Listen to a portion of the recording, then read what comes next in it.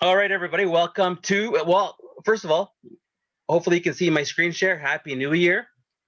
Um, we're making the jump from my slide there from 2020 to 2021. And hopefully it's a better year. And I think it will be. Um, I, I pray it is anyways. For those of you that are on, I'll ask you to keep muted. There'll be some points in the meeting where you'll be able to unmute for questions, for some mic time for a couple of different segments. But just want to be, we don't want anybody's conversation offline to affect the meeting. So make sure that you stay muted. I've muted everybody, but as the night goes on, people will unmute. Make sure that you mute yourself. All right, so Edmonton Real Estate Investors Association. Whoa. Our vision is financial freedom through real estate investing is attainable for everyone. Our mission is to create a community of real estate investors and promote an environment that encourages learning, sharing opportunities, and building relationships. There'll be an opportunity for a little bit of that a little bit later. Facebook is where you can find us on top of the meetup. And a shout out to those that are going to be watching this post-event on YouTube. If you'd like, you can watch now these meetings. You can go back and listen to things all over again. Once I edit the beginning part of the meeting where Dan has rants, and we cut that part out, and then we start to the meeting part. That's what makes it makes the YouTube channel. Dan ends up on the cutting room floor. So yeah, so you can find us through that. It's through my YouTube channel. So if you go Ivan Abelar, you can find it. And then there's one channel under my name that's with has the area, at least the last, I want to say 3 or 4 monthly seminars. All right, our board of directors. Linda Hayes is our director. Dan Piercy, who we've heard from. Lana, you've been hearing from as well. Walter, I don't know if Walter's in the room, but he's our treasurer. And Shanna, I know that I saw her name. I haven't seen her or heard her, but I know she's here. So she's my VP. Hi, everyone. There we go. There's Shanna. And then myself, Ivan Abelar, I've had the pleasure of being the president for a number of years now. And I do what I can to keep Edmonton Real Estate Investor Association going, along with the rest of the board, and bringing you hopefully some value, some information, and some contacts, hopefully. Regardless of who speaks on this forum, we always suggest that you obtain professional advice and do your own due diligence about anything that you hear here. We'd like to think that everybody that's going to be on this Zoom will be sharing information and all on the up and up and with everybody's best interest at heart. But I can't guarantee that. So make sure you do your due diligence, and that's all we can do. If you are a first-time person on our forum here, give us a wave if you're the first time, and we want to welcome you to Zoom. Those that are first-time attendees, we've been on the Zoom portal since April. Normally, you can find us at the Chateau Nova St. Albert Trail in Yellowhead, and we have the large banquet room there, and normally we'd have a room full of people of anywhere from 70 to 100 people. But in the time of COVID, our last 9, however many months have been on Zoom, and we'll continue to be on Zoom for, well, we don't know how long, but for the next months anyways. I think somebody needs to be muted out there. There we go. All right. So what to expect tonight. So right away, we're going to have action takers. And it's a segment where we ask everybody who, in the last 30 days, have you taken action? Have you, in the first couple of weeks of January, kind of taken things upon yourself to start writing some offers, get pre-approved? Maybe you already bought something. Who knows? So some action takers. A market update with features with myself, Dan, and Linda. Then we're going to take actually give me more of a break in 2 minutes. We're going to do a little breakout room breakout and chop the group into about 5 groups and do a little bit of networking while we wait for our main speaker, Mark Frentz, to be ready to hit the floor and take us through changing paradigms and mindset and goal setting so that we can all be prepared for what 2021 holds for us. And then lastly, we'll go over deals and steals, where people have the opportunity of sharing a deal that they may have or an ask. Maybe someone needs some money. Maybe someone needs some a joint venture partner that has some credit because they're capped out. Who knows? Or maybe somebody has a service. Maybe there's a home inspector in the crowd. Maybe there's a roofer. Maybe there's an eavesdrop person. There could be. All right, so we'll start with action takers. Oh, whoops. My slides keep going. So unmute yourself if you've taken some action and tell us about it. You have 20 seconds to 30 seconds to tell us about it. So unmute and start sharing. Don't be shy. Normally we get, maybe 5, 6 action takers. So I hopefully there's 5 or 6 today. Or okay, I'll start off. All right. I was ready. So yeah, it's been actually really busy in the last month. We put an offer on a 16 units in St. Albert. There are 4 fourplexes. Nice. We did a ton of due diligence. Like the offer got accepted, we did a ton of due diligence, ended up finding with our walkthrough that it was really bad condition, a lot worse than we thought. It would have needed a lot of work just to keep the rents where they are. So just this last Monday, we pulled out of that and got our deposit back. But it was a really good learning experience going through all of that. Awesome. Yeah, that's why you always put in, some safety measures within any offers, right? Obviously, that, if something doesn't pan out, doesn't check out as you'd like, because a lot of times I find when I take, whether it's people looking for, their family home or investment property, sometimes people have some rosy colored glasses, and my job is to point out some things, but sometimes even I don't catch everything, and so. You put in an offer, you put in some conditions, and you do your due diligence. Anybody else? Good evening, everyone. My name is Mike Fiquette. I'm the Vice President of Fiquette Homes. Recently, we've had a flurry of activity as far as action takers on the client side, and had a flurry of activity for people purchasing estate homes through my company. And I've just established a land position in the Arbors of Keswick in an estate group with Canby Homes, Kimberly Homes, and Fiquette Homes in a strategic move. Well, that'll be 3 years of land, and that's where we'll be building houses. I'm super excited about 2021, everyone. I'm like super, super excited. There's an influx of people with a backlog of money in their pockets, and they're all starting to come through the show homes and stuff. And I think it's going to be a windfall for us here in 2021. So I'm pretty excited about it. Anyway, thank you very much. Awesome, Mike. Thanks.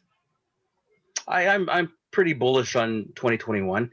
The back half of 2020 was really strong, and I think that'll continue. And the cheap money that Dan and Sean have it can only help. Anybody else?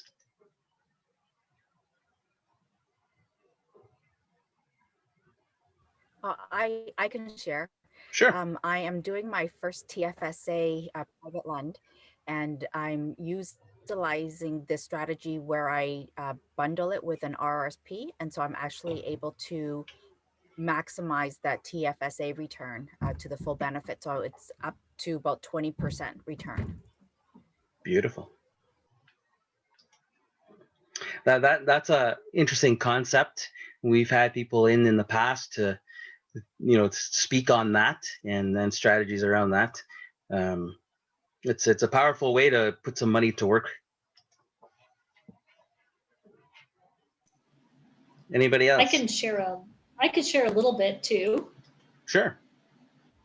So I just got funded on an RSP mortgage. Actually, today I got the funds from Barry McGuire, and I just wanted to, I guess, warn people a little bit on the legal these things because it's way crazier than I thought. I only got a loan of 30-some thousand, and he said his legal costs would have been 8,000 if he was charging me the full amount just for a simple RSP mortgage. He only did charge me 1,000, but just a warning that when you're doing these RSP mortgages, to look at those and make sure you get quoted legal fees that are fixed, because if you don't, if he had charged me the full amount, it wouldn't have been even worth getting the mortgage. And on a more positive note, the reason I was doing that is to actually put a pool into my property in Belize. So we went by our lot today that's getting built, and it's actually, the first building is actually framed. So we met with our builder on the weekend, which was very exciting. And in my picture in the background, you can see where I'm staying. That's from my balcony right now. As of today, that's what it looked like, right? The pool's behind me, and then the ocean is right behind me. That's not where, that's at a different unit where I'm paying, it's like $1,000 a month plus utilities to rent while we go watch our place being built. So very exciting. That's awesome. So I was hoping to see some live footage of you there, but I guess it must be dark. It's very dark. It gets dark here at about 5:30. So there's a curfew here at 8 p.m. So we were out for dinner at Mahogany Bay tonight with another couple that's in from California. And I was like, oh my God, it's 7 o'clock. We better get back, because if you're not back by 8, you can get arrested and taken to jail. So it's lots of fun. Oh, you would have had Linda right from the jail. That would have been interesting, hey? Yeah. From your phone. All right, there's the bars. Mm-hmm. Oh man, my mouse is very sensitive tonight.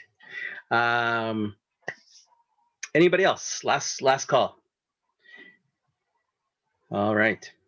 So the next is our and I'm missing a slide here. Oh, there we go. So real estate market update. So Dan, Linda, myself touch on 3 different areas of knowledge, and so let's kick it off with Linda, live from Belize. That's funny being able to do everything from Belize. So I hope my connection is fine. We'll see how Zoom is. Microsoft Teams is what I'm working on a lot, and sometimes it cuts out a bit, but that's not because of my connection here. It's more the software, but everything technology-wise seems to be great. So I'm happy to be here because, of course, in Alberta, COVID restrictions have been extended till at least January 21st. So at least here I can go out for dinner, which is kind of nice there. Obviously January 21st at the earliest, and that could be extended further. One good thing, though, is that they do say on the Alberta government website that businesses will be given at least 1 week notice prior to any changes that affect them. So that is really good news compared to some of the prior changes where they were kind of done at the last minute. Of course, Canada-US border closure was extended to February 21st, which nobody's surprised by that because that keeps getting extended. People need to mute in the background there. Also, obviously, I'm sure people have heard the new rules say everyone coming to Canada needs a negative COVID test before getting on a flight. And this is also changing for the US starting January 26 as well. So that's kind of a really big news story for travel, which when I talk about economics, it affects lots of the stuff that's coming up here too. Next slide. So in terms of the vaccinations in Alberta, vaccinations in phase 1 right now, phase 2 expected in April, although they're saying some supply might be limited, so who knows what's going to happen. Phase 2 is going to be for high risk, but they have still not defined what that exactly means. And phase 3 is expected in the fall. And we did have Health Canada approve 2 vaccinations in December. So we have the Pfizer one and the Moderna one. And there's some other ones that hopefully will get approved soon.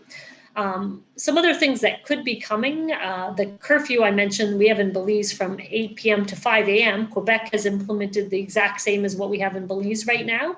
And Ontario is also just implemented a curfew of sorts as well. So they're closing non-essential construction sites and non-essential retail stores by 8 p.m.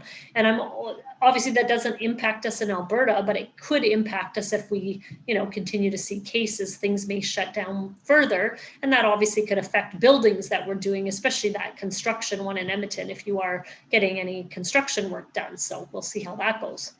So there's always more COVID programs being announced. So there's a website I put there. We have a new one we're investigating at the bank for new loans, and this seems to happen almost every couple of weeks that the government's announcing something.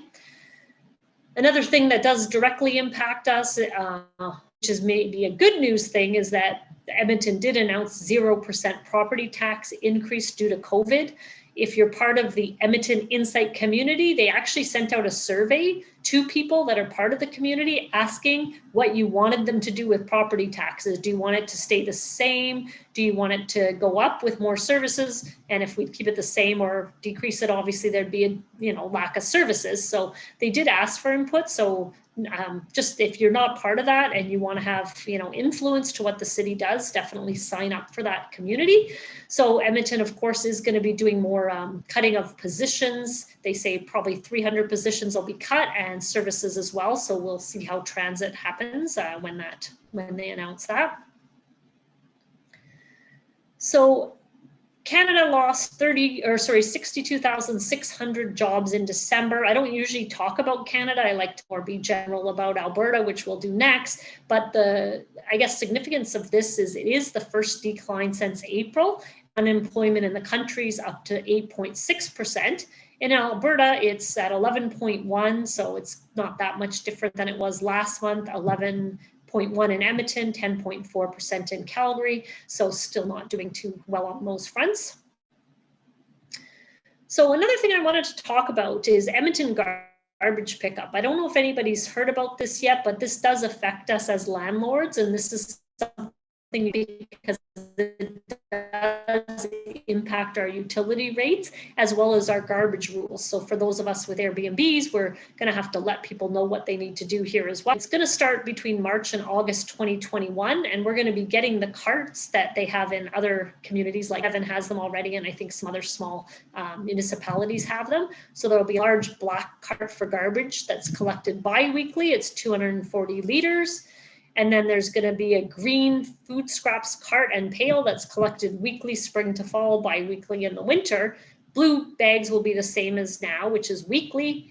And if you get just one for homes with suites rather than 2, you can save on your utility rate. So for those of us who have, like my houses with garden suites, people with basement suites, obviously if you have a legal suite, you will be getting 2 of these, which I think is great. I want 2 so that each tenant can know what they do with their garbage and not have to fight over it, because I have had some problems with that. If you do have sort of, small families, you may want to save money on utilities and do that.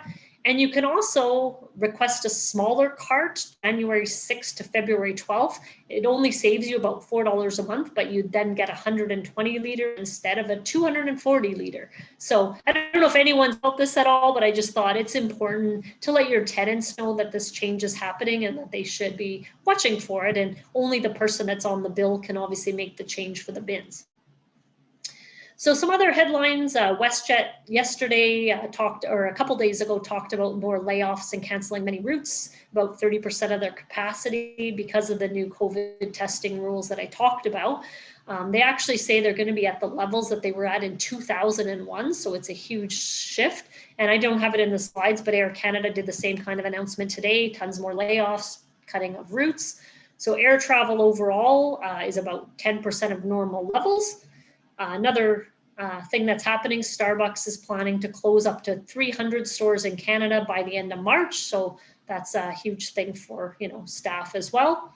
And another article I found, Conference Board of Canada, the long road ahead before the economy gets back to normal, which probably is no surprise to anyone. A little bit of a good news thing, or a couple good news things now because of all the bad news. So there is a $6 million investment leading to 200 new jobs at an Edmonton-based tech company, which is Jobber. And then there was another one that was just kind of surprising, which I'm sure in the real estate update, Ivan, you might talk about this a bit. It just basically said a pandemic, an oil price crash, yet an improving Alberta housing market. December highest sales since 2006. And they say it's mostly due to pent-up demand and low interest rates. So just people are kind of surprised by that, the house sales in December. And that's all I have for tonight. Thanks, Linda. All right. Yeah, the market, it's, there is a lot of bad news out there. It's interesting how real estate seems to be able to dodge a lot of it somehow.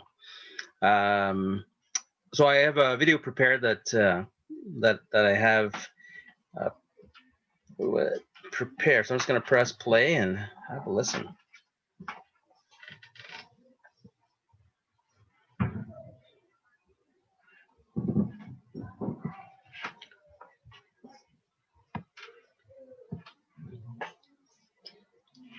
I've got no audio.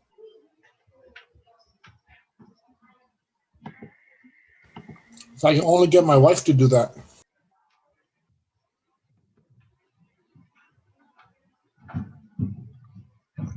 I'm still amazed you're still alive, Gert.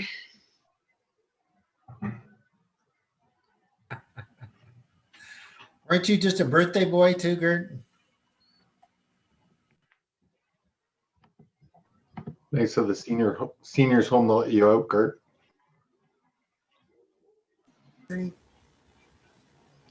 I will get you all. Where's your face? We can't see you. Are you hiding? Blessings. I could mention one thing that was on the news.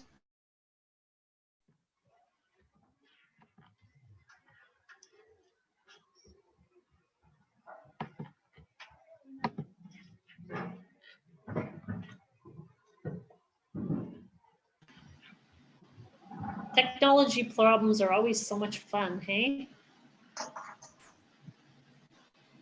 So I don't know if anybody heard about this new energy retrofit program that the city of Edmonton is offering. It was announced on the news tonight. Might be a good opportunity for some people to upgrade some of their properties. You can look it up, just announced as of today. So some rebates for windows, insulation, things like that. And one of the nice things about this program, as opposed to some of the previous programs that have been offered by governments, is that some of it is eligible for do-it-yourself. So you can actually do the work yourself and still get a rebate for it. Whereas the last program, I think, was the Government of Canada. You had to get only certain, or maybe it was Alberta, there was only certain approved contractors that could do the work. So worthwhile for people to look into that if they need some windows, attic insulation, hot water tank, furnace, etc. for their properties.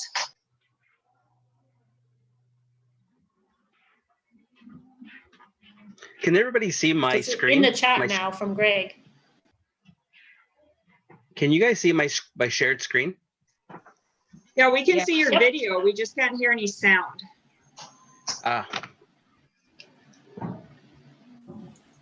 Hold on one second here.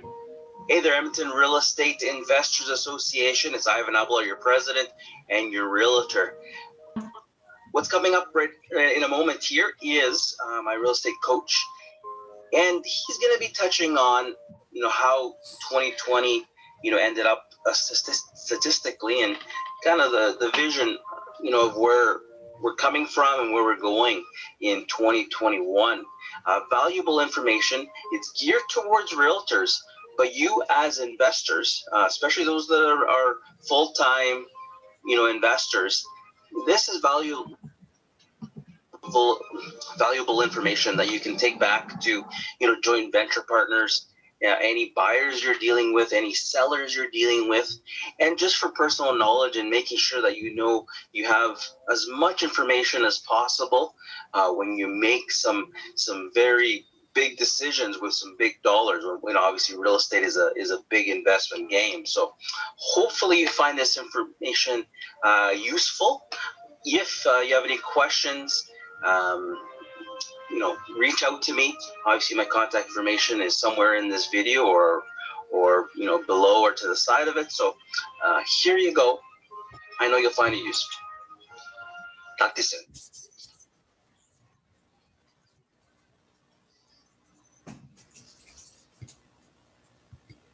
Hey everyone, Richard Robbins here. Hope you're well. Welcome to 2021. Got to be better than 2020, right? Anyway, I have your market update for the Edmonton Real Estate Board. So there's a few things we're going to do today.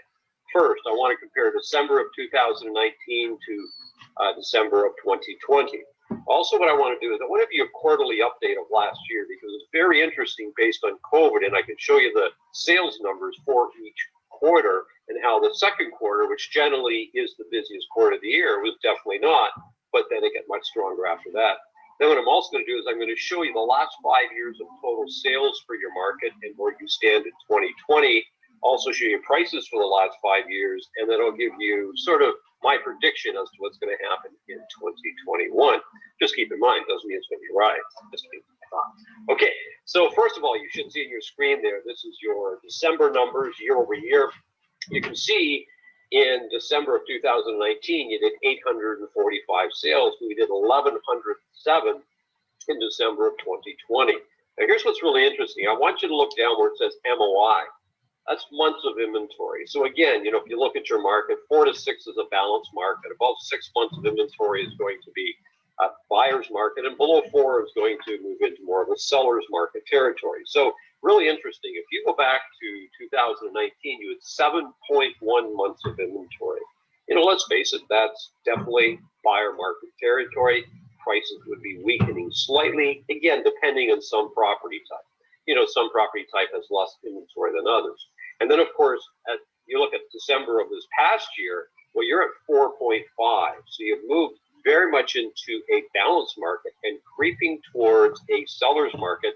And in some property types, like sort of inexpensive detached properties that are accessible to a lot of people, you definitely are probably getting multiple offers and you're in a seller's market. Because remember, every property type will have different months of inventory. I'm just giving you the overall months of inventory. What about price? Well, if you look at December 2019, you're at 354. Of course, December of 2020, you're sitting at 362. So your price is up year over year by about 2.5%. Obviously good news compared to what Edmonton has been faced with over the last number of years. Here's your quarterly numbers, and this is what I found really interesting. So you can see the first quarter of the year, your numbers were almost the same. We did 3,008 sales opposed to 3,022. You can't get much closer than that. But look what happened in the second quarter, which is generally the busiest quarter of the year. We did 5,476 in 19, and in 20 we did 3,958. Of course, COVID, March 15th. Everything went crazy for a little while. Nobody knew what to do. People were trying to figure things out. People were scared. They weren't listing, they weren't selling, they weren't buying, nothing was really happening. But then look what happened after that. We moved into the third quarter of the year, went from 48.79 up to 59.20. That's a substantial increase, probably due to pent-up demand. Plus, people were starting to get comfortable with COVID. They're getting comfortable listing their home. They're getting comfortable with going out looking at homes, or even doing it virtually, if you will. So what happened is pent-up demand all of a sudden took off. And of course, all the rest of the fundamentals for a good market were great. We had very low interest rates. So, mortgages were affordable for a lot of people. And then you move into the last quarter. Well, again, very, very good news. You can see we were at 3,280 in 19, went to 4,176, which again is amazing. And if you even look at the average price in 19, it was 354. And this is the average price of the quarter, by the way. Okay, a little bit different than the year, where it was 374 in the last quarter. Even though in December prices did weaken a little bit, which they generally do in December. So nothing surprising. Okay, 5-year history of sales. Here's your numbers, everybody. 17,399 back in 16. 17, which was the busiest year in all of Alberta for almost all marketplaces. You did 17,539 sales. But then we know, we're dealing with some oil price problems and other things going on, high plant problems. We dropped down to 16,611 in 18, and then roughly the same 16,643 in 19. Well, look what happened in 2020. Even with a very, very slow second quarter, we ended up at 17,076. And if you look at that, it's not that far off 2017. It's off by less than 500 sales. So, overall, it was a hell of a year, everybody. So let's look at this. Let's look at what happened in prices. So we look at prices for the last 5 years. Obviously, 16 were at 371, went up to 372, down to 368. We lost a bit in 19, down by about $10,000 to 358. But then, of course, we got back up to 362 by the end of the year. So when I look at Edmonton, and by the way, just, the Edmonton market performed much better than the Calgary market, just so you know. I just finished recording the Calgary update, and Edmonton was a stronger market in 2020 than Calgary was. So what do I suspect is going to happen this year? Nobody knows for sure, but we still have the fundamentals for a good market. We're still dealing with COVID. We're still going to be dealing with COVID for the next 3 quarters, maybe 4 quarters before everybody gets vaccinated, or at least we create herd immunity. So is there going to be some severe lockdown? I know you've been dealing with a bit of a lockdown, but let's face it, there could be a real severe lockdown like we're doing, say, in Quebec. And if that happens, that will affect the market in a negative way. I'm hoping that won't happen, obviously. So if that doesn't happen, I think overall, we're going to have a very decent market this year. I think it's going to be, in terms of sales, I think it'll be much the same as we had in 2020, except the second quarter is going to perform a lot better. Wouldn't surprise me if you see, price increases. I don't think there's going to be a dramatic number of more homes sold than in 2020. I'm not convinced of that. Maybe so, but I'm not convinced of that. I think it's going to be more of the same in terms of busyness and what you probably felt in the last 6 months of 2020. And again, we got to remember that different property types are going to perform differently because they have different months of inventories. Like I said earlier, you take an affordable detached property in Edmonton. Well, that's a very popular type of home that a lot of people want to get into. So in that particular property type, you probably experience a seller's market. You're probably experience, in some cases, multiple offers in properties like that. Well, then we move into condos. Well, because condos has a lot more inventory, buyers have a lot more to choose from. Of course, they can negotiate a lot more. Well, you'll probably see prices maybe weaken a little bit, and that'll remain more in a buyer's market. You get into the real high-end market, of course, the higher-end market you go, generally what's going to happen is the less prices are going to go up. So I think depending on property type, your market could be very, very strong this year, especially in the affordable sort of first-time buyer range. I think you're going to see things are going to be very, very.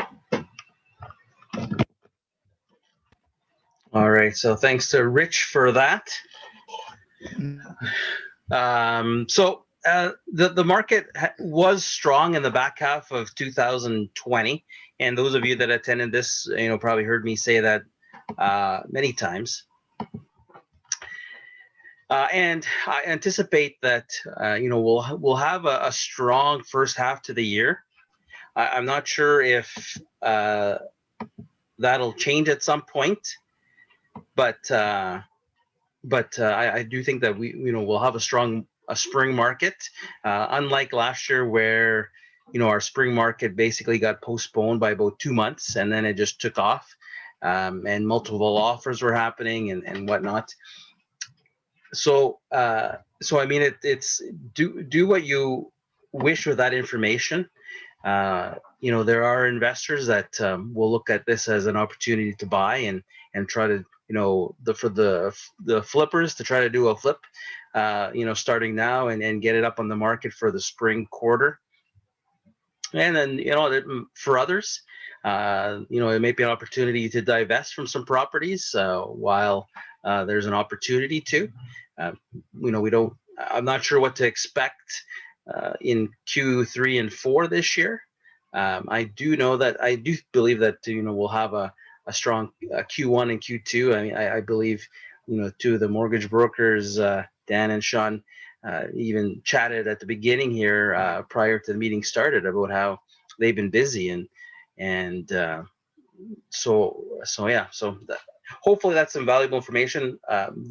Rich, my coach, gears this to realtors and my team, but it is pertinent to the everyday investor, just some information just to make some decisions and how to approach your acquisition of properties or your divesting of properties. So so I don't know if anybody has any questions. Maybe we'll let Dan take the floor here. Okay, thanks, Ivan. Can everybody hear me? Thumbs up. Perfect. Okay. So the big question that I'm having right now is, where are rates going and how long is it going to last? That's also fueling so many inquiries lately for people who are saying, hey, my current mortgage rate is at 3.19%. And I'm hearing rates as low as 1.59%, depending if the mortgage is insured or insurable. Does it make sense for me to take a look at doing a switch right now? So that's one of the key questions. I'm getting those on a daily basis. So it's very easy to do that calculation. But part of it, of course, is, I guess, an estimation of when the interest rates are going to be going up. So when is the word here? It's not if. At some point in time, interest rates have to be going up. But we'll talk about that in a few minutes here. So I always like to talk about the scheduled rates that the Bank of Canada wants to review the prime lending rates and the overnight lending rates. There are 8 dates in every single year, and the next date will be January the 20th, followed all the way to, they're always on Wednesdays, by the way, hump day, and the last one going down to December the 8th. So keep those in mind. Those definitely have an impact in terms of other types of borrowing rates, and the bond rates, of course, have the impact on the 5-year fixed rate. So just be aware that those are the dates the government has in place. Next slide, please. Current prime lending rate currently sits at 2.45%. There's been no change on that particular rate. And again, the overnight rate as of January 11th, 2021 is currently sitting at 0.25%. Now, don't get those confused with what the actual stress test rate is for qualifying for a mortgage. So the government still has that stress test in place. There's a very, very wide gamut between what that qualifying rate of 4.79% is versus the actual contract rate, currently as low as sometimes 1.59%. But that is the key qualifying rate that everyone has to qualify at to qualify for that mortgage. Next slide, please, Adam.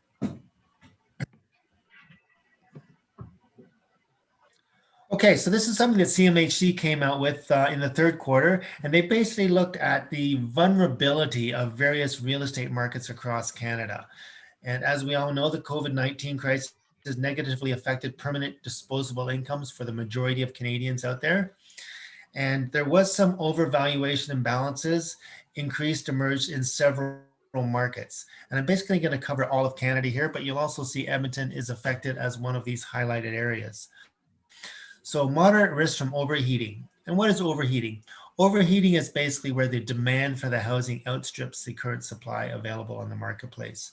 So there's moderate risk in the following areas: Hamilton, Ottawa, Montreal, Quebec City, and Moncton, New Brunswick. Moderate risk from price acceleration, where the prices have been increasing steadily. These areas, and as some of you know, Hamilton has been one of the hottest spots across Canada for real estate. Other areas have been Ottawa, Montreal, and Moncton once again. And if you also recall, during the COVID situation, a lot of people were actually considering moving to the Maritimes sight unseen on properties because some of the Maritime areas were included in that bubble. So if you move to those areas, the chances of contracting the COVID virus were very, very slim. Moderate risk from overvaluation in Canada. We had Victoria, Regina, Hamilton, and Halifax. A high risk from overvaluation, Moncton, New Brunswick, but I think some of that is going to be cooling off. and then moderate risk from overbuilding. And this is where Edmonton, Calgary, and Regina are now coming to the forefront. But again, these are only moderate. Nothing you'll see on that really, with the exception of Moncton, was at a high risk situation. So the housing market in Canada is still doing very well. Here's something that I mentioned a couple of months ago, but now it is reality. And this is something that perhaps we as landlords can also leverage in terms of delinquent tenants. So this information is now a trade line. So a trade line is any type of borrowed money or payment of repayment money that gets reported to the credit bureaus, either Equifax or TransUnion.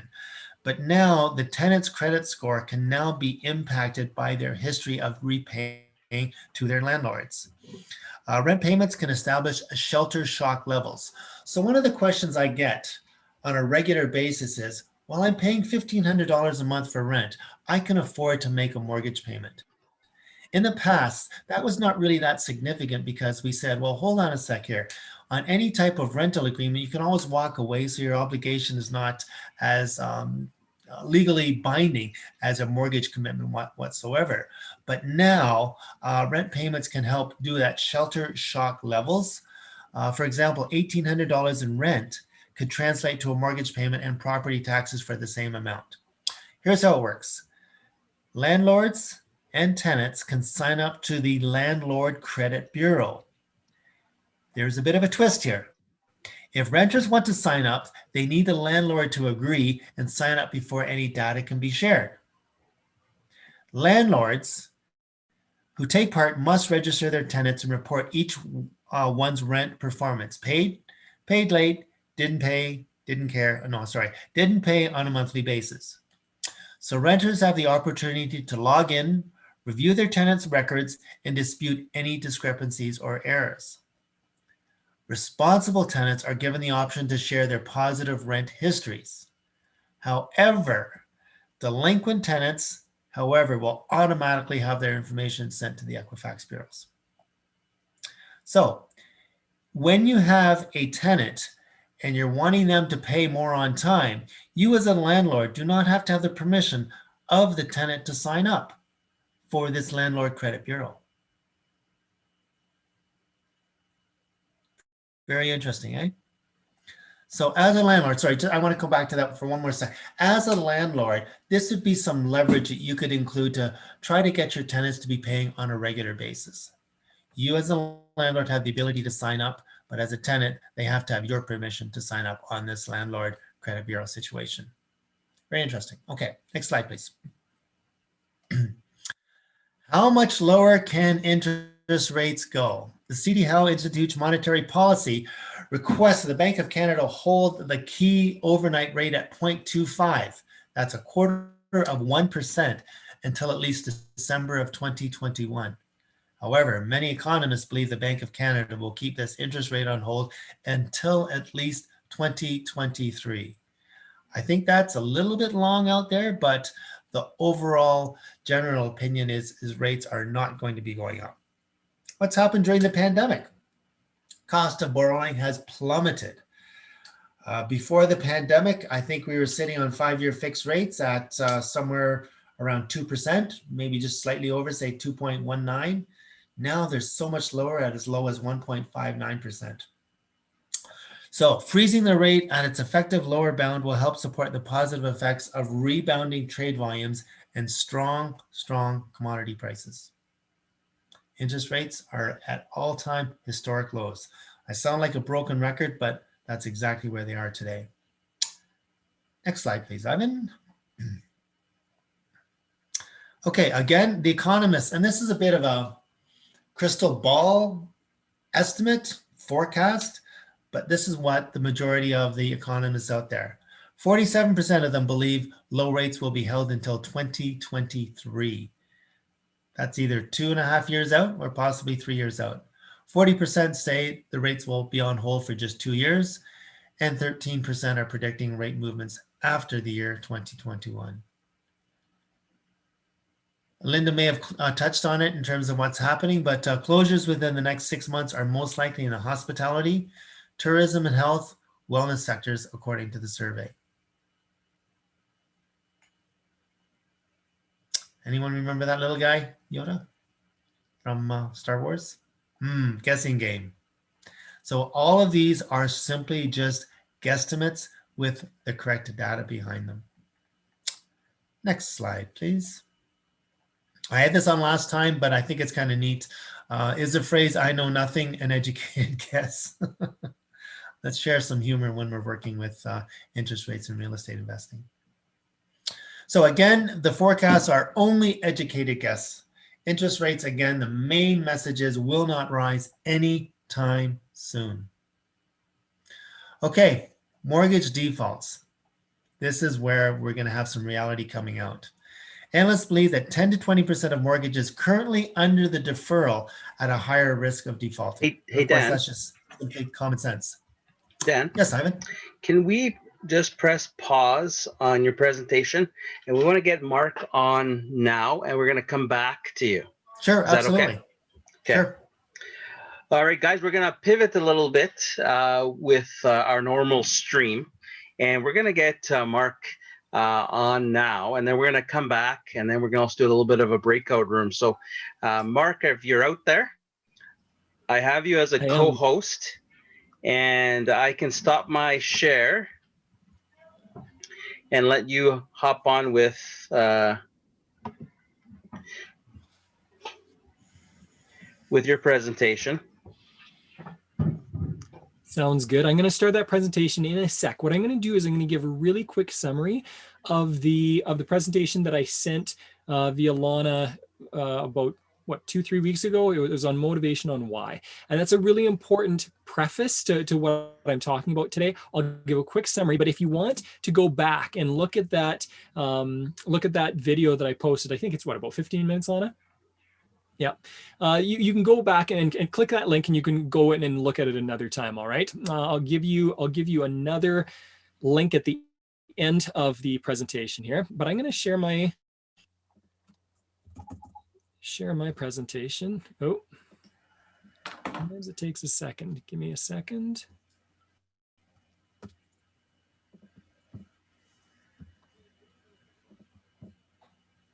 Okay. Here we go. Give me a thumbs up, Ivan, if you can see this. Excellent. So this is basically what I introduced last time. I said, how is it that I'm not getting done what I want to get done and what I need to get done and what I know I'm more than capable of accomplishing in real estate and investing? I run into this every single day. I've got a small team that I've put together of former clients, and we're purchasing real estate together. We've got a 22-unit building in Hinton under contract right now that we're working on. And it's possible to do amazing things in real estate. I've been talking with a friend, and we want to get a REIT going in a couple of years. That you can do amazing things in real estate, but what is it that prevents some people and allows other people to just skyrocket and do a whole bunch in real estate?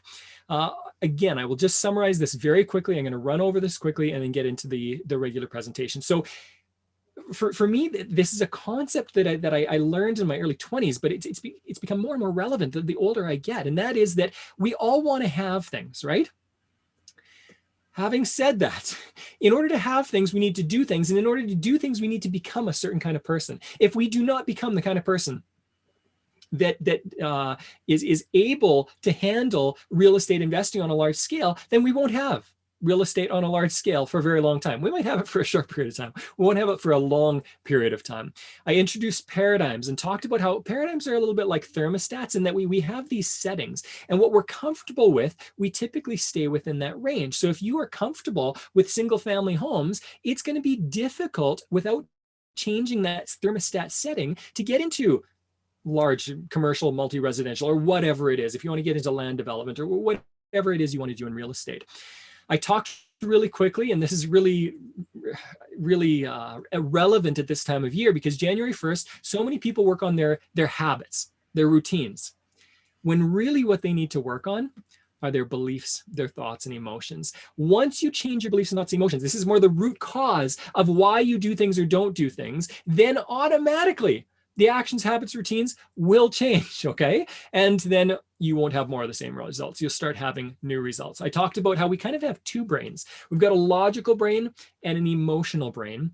And if these two brains fight, If the fire emotional brain says, there's no way I'm doing that, the logical brain can tell the emotional brain all day, every day and say, no, but it's a really good idea. This will be good for your family. This will be good for your future. If you know this about yourself, if you're scared, if you're terrified of something, you are not going to do it, at least not long term. You might do it for a week or two. So I finished off my presentation by saying, how do you keep motivation? How do you keep motivation? Well, in the short term, you can use emotions, and in the long term, you can use emotions to help motivate you, because that's what motivates us, emotion. In the short term, use fear. Fear works really well with the human being, okay? We react, we respond, we move, we are motivated by fear more than any other emotion. This is biological, it's evolutionary. For a long, long time, we've been motivated by fear, and that's kept us safe. That's okay. Use fear. Don't use it every day, because it gets old. But use it every once in a while. I use fear all the time with myself. If I need a kick in the pants, I'll call up somebody and say, hey, keep me accountable. If I don't do this, I owe you dinner. Or usually it's bigger than that. But all of a sudden I go, hey, I don't want to pay for dinner, and I'll get it done. A little bit of fear there helps. In the long term, fear does not work very well. And again, you know this. If you had a teacher, if you had some authority figure in your life that used fear with you, it got old after a while, and you figured out ways around it. In the same way, we will figure out ways around it. In the long term, we need to hope in something. So that's what I'm going to be talking about today. Tonight, I'm going to be talking about how do you motivate yourself long term. And that is really talking about goals and what goals are. So let's talk about goals really specifically. I am going to trash SMART goals for a second. So if you love SMART goals, know that I'm saying everything a little bit tongue-in-cheek. I'm trying to make a point here. Please don't use a lot of bad language when you think of my name for the next 5 minutes, okay? But legitimately, SMART goals, in my opinion, are not all that smart. This is why. SMART goals have a purpose. They do have a purpose. SMART goals are really good for people who have no background in goals, or they are terrified of setting goals for themselves, and they just want kind of those first steps. SMART goals can be really good for that, okay? And I learned this when I was doing my psych degree. We talked about SMART goals all the time. I've learned that they actually get in the way of a lot of people, and this is why. The massive problem with SMART goals is who decides whether something is attainable or relevant? Who decides? The answer is you decide for yourself. And the problem with that, we just talked about paradigms. If your paradigm is that you're not capable of a lot, guess what is not going to be attainable for you? Any big goal. If you don't have confidence, if you don't believe in yourself, if you don't think something's possible, you are not going to set large goals for yourself. And for me, the purpose of goals is to grow us. It's not to hit everything and to feel good about ourselves 100% of the time because we've hit every goal that we've set for ourselves. To me, if you are hitting all your goals, they're probably not big enough. I constantly set goals that push me. I own some real estate. I don't have a goal to become a billionaire, okay? I don't have a goal to become Superman and jump to the moon. I don't set goals beyond what I believe is possible for me, but also what I believe fits me. Becoming a billionaire doesn't fit me. It doesn't support my lifestyle, because to become a billionaire, it takes time and energy that I want to invest in my family and some other things. So I'm happy with millions of dollars. I'm willing to put in the time and energy. But who decides? I'll give you an example of attainable and relevant. Do you think Bill Gates, what he believes is attainable for him in real estate, is different than you who's watching this right now? Do you believe what you believe is attainable for yourself is different than what Bill Gates believes is attainable? Of course, right? And what's the difference? The difference is not that Bill Gates has more money. The difference is that Bill Gates has a perspective that he believes he's capable of doing a whole bunch. Now, the money doesn't hurt, right? But the big thing is the perspective. As soon as I started changing my perspective in life, I started reaching goals. So what I challenge you to do is, yes, make your goals specific. Yes, make them measurable. Yes, make them time limited. Set a timestamp on them. But who decides whether they're attainable or relevant? I'm going to suggest you really push yourself with that, and don't make them smart, okay? Make them dumb and go way higher, okay? That's what I'd suggest for you. Okay, a few tips with goals. One, become more aware of your vocabulary. Dan was just showing a picture of Yoda. And something that I love about Yoda, my favorite scene from Star Wars, is when Yoda says, do or do not, there is no try. To Luke Skywalker, he says, do or do not, there is no try. Be careful with your vocabulary. Are you, when you make a commitment to yourself, when your goals, do you say, yeah, I'll try to hit this. Maybe if all the cards line up, I might do it. Is that your language? Because if that's your language, you're letting yourself off the hook right now. Right now, you're letting yourself off the hook. If you say, and you make a commitment to other people and you say, I will do these things by this date. Now you've got accountability. Now you're far more likely to hit your goals because you haven't given yourself an out. Watch your language. How do you talk about what you're capable of? How do you talk about your goals? Do you say you're going to try, or do you say you're going to do it? Do you say you might, or do you say you will? Pay attention to your vocabulary. Our vocabulary changes our beliefs. Amazing. I could give you some books on this, but I won't right now for limited time. Being specific helps our imagination. Now, I'm going to talk about imagination in a little bit and the importance of imagination for goals. But we need to access our imagination in order to hit our goals. If you look at high achievers consistently in any area of life, and you take out the extroverts, they're like the dominant personalities that we're probably going to achieve anything anyway. If you look at introverts, you look at people who hit their goals that weren't supposed to hit them necessarily, you start to see something fascinating, that they use a vivid imagination, that they engage with their goals. They think about their goals in really unique ways. So being specific, we talked about SMART goals, specific and measurable, that helps. And then thirdly, getting emotional helps our imagination. Again, we're going to come back to emotions. Now, emotions are something that when I was 20, if you'd have asked me, Mark, what purpose do emotions have? I would say they get in the way of doing logical things. That's what I would have said. And if you'd have asked, well, tell me about your emotions, I would say, oh, I don't have them. I've pushed them so deep, I don't even know that they exist. Okay? That changed a little bit when I became a psychologist. But legitimately, I believe that emotions just got in the way. And you know what? For most people, they do get in the way. But if you understand how to utilize emotion, how to access them, and how to work with them, not command them, not shove them down, work with them, you will do some amazing things. I'm going to talk about 7 areas of goals here. And what I want you to do for the purposes of tonight, I just want you to write down these 7 areas. And I want you to start brainstorming. I'll talk about each area for a minute or two. So just take a bit of time, write this down on your computer, on a scratch pad, whatever you've got in front of you, okay? Finances. Always have a goal for money. What do you want to do?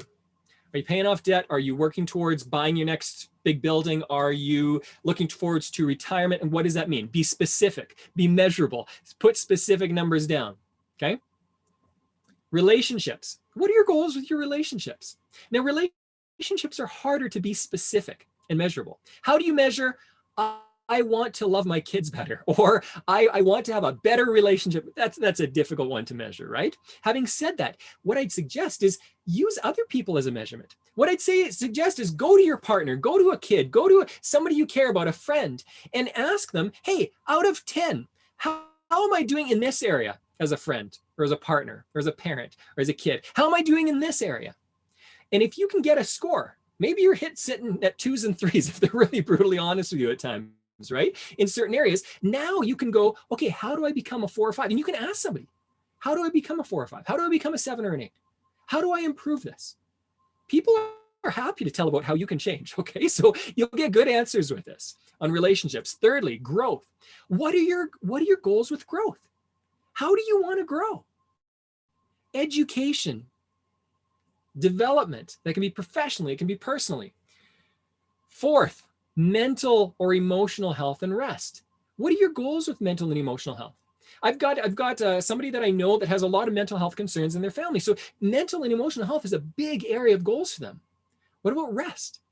How many times a year, how many times a week do you take a period of time, whether it's 5 minutes or an hour, take that time out so you can re-engage with who you are and what you need to do this week and take off again? Research shows consistently the people who take consistent rests do far better. They're far more efficient in the rest of their day. What is self-transcendence? Number 5. What is self-transcendence? Self-transcendence, if you think about Maslow's hierarchy of needs, the stuff that I didn't pay attention in junior high and you probably didn't either, you talk about self-transcendence as the highest of the pyramid. And this is when all of our needs are met. When all of our needs are met, what are we going to do for community? What are we going to do outside of ourselves? I want you to give that a little bit of thought right now. Jot some things down, take some time after this webinar and think through this this weekend or something. What do you want to leave behind you? What do you want to do to help your community? I think about this constantly. Spirituality. What do I mean by spirituality? I do not mean religion, although religion fits under spirituality. Okay, so spirituality is this large umbrella for me. I'm using my definition. So spirituality is this large umbrella that includes the way we make meaning, our purpose in life, how we see the world, how we make sense of the world. So that can be a religion, and it can be other forms of spirituality. Whatever your form of spirituality, give us some thought. What are your goals here?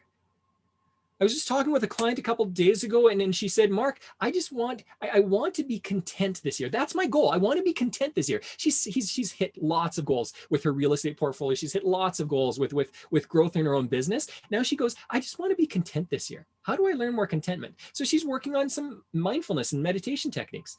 Whatever your spirituality is, set some goals for it. Lastly, physical health.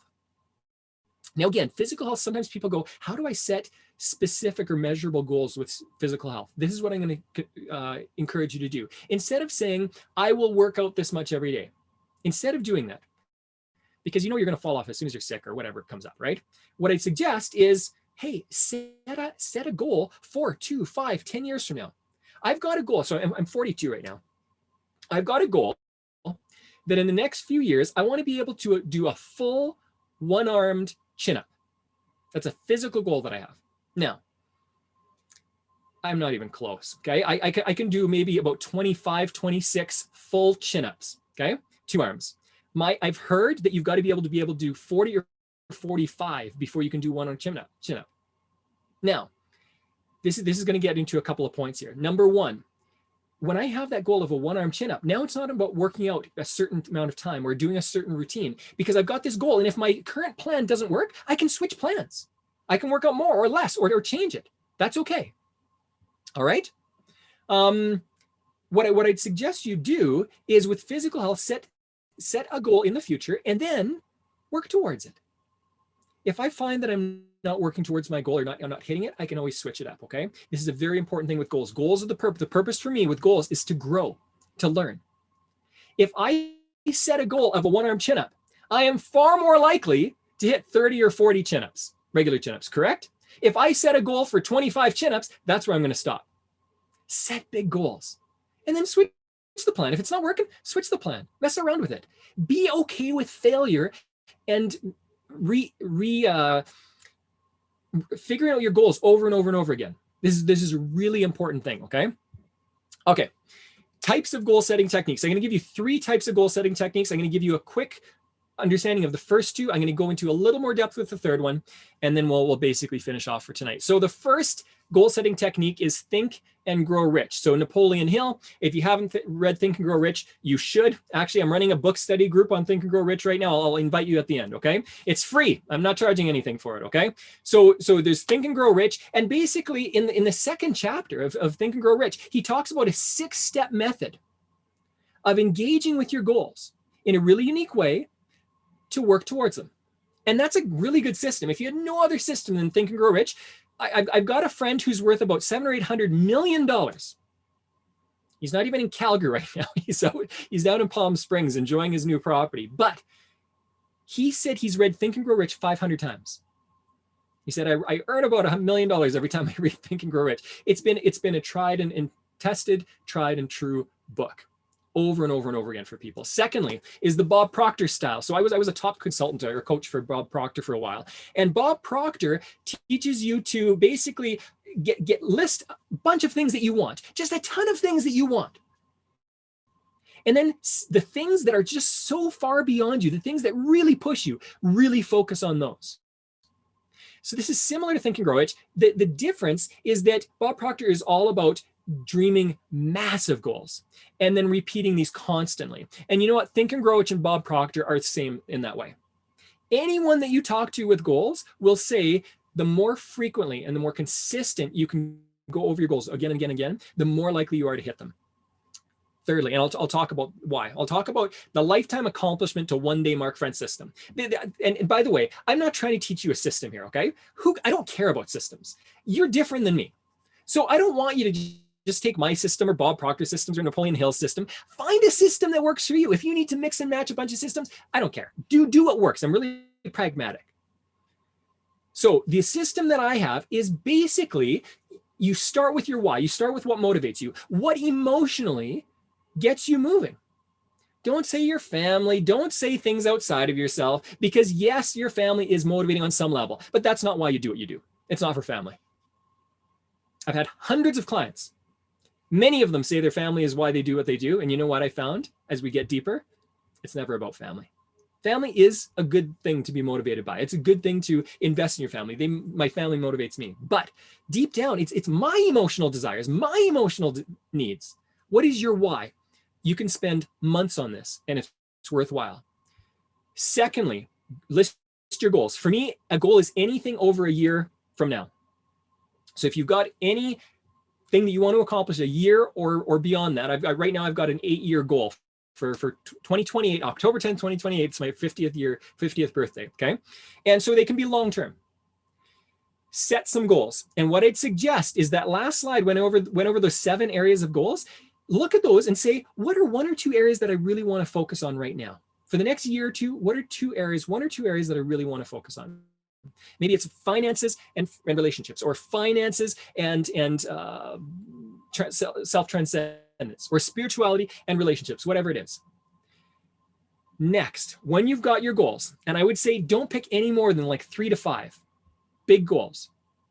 As soon as you choose more than 3, your mind starts to lose focus. You know this about yourself. When you got a list of 100 things, you don't get 100 things done, unless you're Lana. She's the only person I know who gets 100 things done, okay? She's not normal. She's some kind of superwoman. You know that if you know her. So the next step is, if you've got 3 or less, this is the ideal, you ask yourself, in the next 12 months, or by December 31st, 2021, what are 1 or 2 action steps I can do this year that will get me closer to my goal? Now I'm going to use an example for this. I'm going to use it with real estate. So I'll use one of my goals. Okay, I want to own $10,000 of real estate within the next 10 years. $10,000 by the end of 10 years from now. I've got a friend that I'm working together with on this, and most people, when they think about that, they go, okay, so 10 years, if you are asking yourself what you need to do this year, well, 10,000 divided by 10 is 1,000. So get $1,000 this year. That is completely the wrong way to think about this. The best way to think about this is 10,000 is a big number for doors. But as you're working towards those doors, it doesn't go linear progression. It's not a straight line. You typically, in any goal, when you're especially with finances, it looks like you're not moving, but you're learning and growing, and then all of a sudden you take off and you actually hit your goal in a very short period of time at the back end. So what I would suggest, if I've got this 10-year goal, is not, how do I buy $1,000 this year? It's, Mark, how do you learn, how do you grow in the ways that you need to set up this base for your REIT? What can you do? What are the skills that I need to sell investments to people? What are the skills I need to purchase and get great deals on investments? What are the skills I need to manage projects? What are all the skills I need that if I do them, I will hit $10,000? That's what I'm going to focus on in year 1. Okay. Now I'm a bit beyond that, but that's what I would start at. If you're starting at square one, start, what are the skills that I need? If you learn all the skills, you'll be fine. You'll be fine with your goals later on. Okay. Okay, so now I've got an action step. Now I know, okay, if I'm going to hit a bunch of doors in year 10, I want to learn a few skills. Maybe the first skill you need to learn is how to motivate yourself, how to get unstuck, how do you get rid of procrastination. That, by the way, would be a fantastic action step for this year. If you simply learned, how do I stop procrastinating? How do I learn to take consistent action towards my goals? If you learn that in just 1 year, you'll be far better off than most of the population around you, who are doing nothing and will be doing nothing in 20 or 30 years as well. Okay, not everyone, but most people. Once I understand what I'm doing this year, then I'm going to ask myself, what do I do this month? What can I focus in January so that I hit this goal of learning this thing. So maybe, for example, so let's use the $10,000 example. You know, let's use an example that's maybe for the average investor that I know. So the average investor I know says, I want to retire, and it takes this much money. It takes $100,000 a year. Or it takes $60,000 a year. Or it takes $120,000 a year. Let's use $100,000 a year. By 10 years, I want to retire and have a residual income from my real estate of $100,000 a year. That's 10 years down the road. So this year, what I want to do is I want to make my first purchase, and I want to learn the skills I need so that I can start getting deals, maybe the things that are unlisted. Or maybe I find a great relationship with a couple of real estate agents that understand investing and can help me with that. Or maybe I start to really build my team. You can have those as your action steps. Now this month, what you can ask is, how do I reach this 1-year action step? How do I find these people? How do I purchase this first property? And now you can ask yourself again, maybe you say, okay, I need to find somebody. I was hearing Ivan talk earlier about he's got a mentor, a real estate coach. So maybe you say, hey, I need a coach, or I need a mentor, or I need to find somebody who knows how to do this stuff. And then for the 1 week, see, I'm getting smaller and smaller and smaller. Now you'll ask, what do I need to do this week to maybe get my coach? And now you can set a really clear goal. Well, I'm going to ask 5 different people that I know, and I'm going to do some research, and I'm going to interview 3 different coaches rather than just going with the first one that comes along. That's a great strategy. Now, what I've done here is I've taken something that sounds really big, $100,000 of residual income in 5 years or 10 years or whatever it is, and you've broken it down. So now you can just look at this week and go, okay, what do I need to do this week? I need to make 3 calls, interview a couple of people. And if I do that this week, I am on my way towards my goal. Am I going to hit it next week? No, I don't need to hit it next week. I need to hit it in 5 or 10 years. So there's a famous person who once said, most people overestimate what they can do in a year and underestimate what they can do in 10. If you are consistent, you will hit massive successes, but you got to be consistent. It's not about running the treadmill 6 hours today to make up for the next week that you're not going to do it. That's not the way it works, right? With goals. Okay, next. 3 tips worth a lot of time, energy, and money that I'm going to give you here. And I said I would talk about these. So emotion. The more you can engage your emotions and have them as allies rather than enemies, the more you'll hit your goals. In fact, most of my clients, when I first meet my clients, most of them, I'm looking at the time here, it's 8, I got to get going here pretty quick. Most of my clients have negative connotations to their goals. Well, I failed so many times that I'm not even going to set goals anymore. Instead, make emotions your allies. Make them your friends. Repetition, repeat things. Napoleon Hill taught this in Think and Grow Rich. Repeat things over and over and over again. How do we teach people? How do you teach people, whether it's negative or positive? How do you teach people that they have value? You repeat it enough times. How do you teach people that how do you teach Germans that they should kill Jews? You repeat it enough times and they will believe it.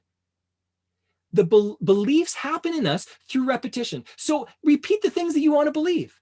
Instead of listening to McDonald's and whatever ads are around you and get them to teach you beliefs, work on your beliefs yourself. Influence yourself more than other people or other situations. Measure everything. I'm not going to get into that tonight, although this is a really important point as well. Okay, action steps.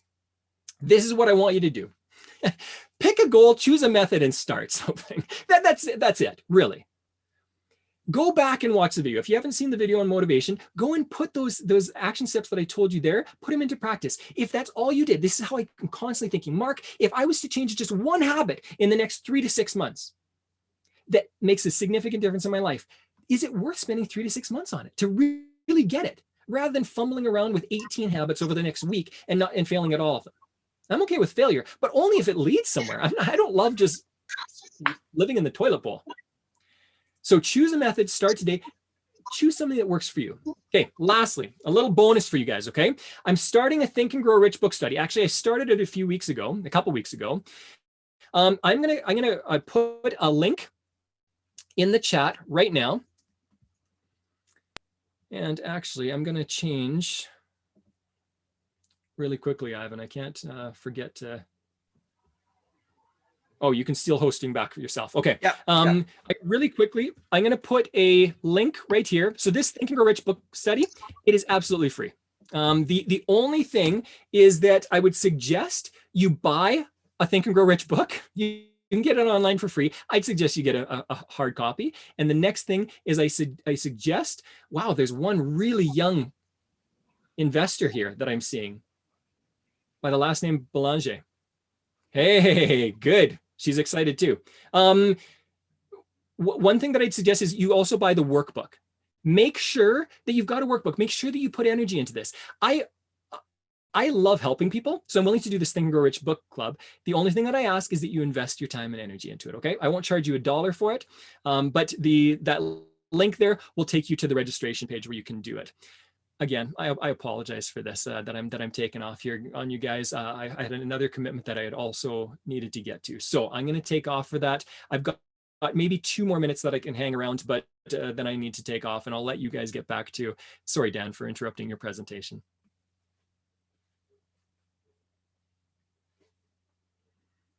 All right. Thanks, Mark. I love presenters that have just a lot of passion and a lot of emotion and energy. It kind of is contagious. Well, hopefully there's value apart from that. But yeah, typically I don't lack any excitement. We'll see you guys later. Thanks so much. All right. So Dan, I'm going to find your slide. So folks, Mark had another commitment, so we had to kind of fast track, and we had to jump out of our normal stream, which is 100% fine. Dan's a pro. He knows where to pick up where we left off. And what we're gonna do is we're gonna pick up where Dan left off, talking about mortgage default, and then we're gonna jump into some breakout rooms. One thing that's really been missing in our Zoom is what all the networking that would normally happen in the back in the hotel banquet room. So so Dan, I'll get you to unmute. Can you go back one slide there, please, Ivan? Perfect. Thank you. Okay, ready to go? It's a bit of a different view right now. Can you just make the one slide instead of on the left-hand side? Just make it one big slide. There we go. There we go. Perfect. Thank you. Okay, mortgage defaults and where are we going? So again, analysts believe that 10 to 20% of the mortgages that are currently under deferral at a higher risk of defaulting, which is absolute common sense. At present, about 11% of borrowers at the largest Canadian banks, that's a big 6, have not resumed payments on their mortgages, 11%. So contributing to Canadians' intensified fiscal troubles is a languid pace of economic recovery. And we're seeing this every time we get another shutdown, which is leaving millions of people still without employment or adequate support, as per the CERB support that has also ended. If all predictions come to pass, the mortgage delinquency rate will be 2.3 to 4 times higher than the peak Canadian mortgage delinquency rate over the past 30 years. Now, keep in mind, the current delinquency rates are nothing to worry about. But with COVID situation, they're now going to be 2.3 to 4 times higher than the peak over the last 30 years. Is this reason for concern? I believe so. Next slide, please. So if we're 4 times higher than the peak delinquency rate over the past 30 years, and 11% of the borrowers at the largest Canadian banks have not reassumed or resumed payments, 10 to 20% of the mortgages under deferral are at a higher risk of defaulting. Slow economic recovery, leaving millions of people without employment or adequate support. At the very beginning of the presentation, when we were doing a little bit of networking, I was mentioning that I know a lawyer who has an excellent contact with the courthouse. And prior to Christmas, she has excellent information that the courthouse is currently sitting at 1,500 mortgages in default right now. So typically that's 3 months after the CERB has ended.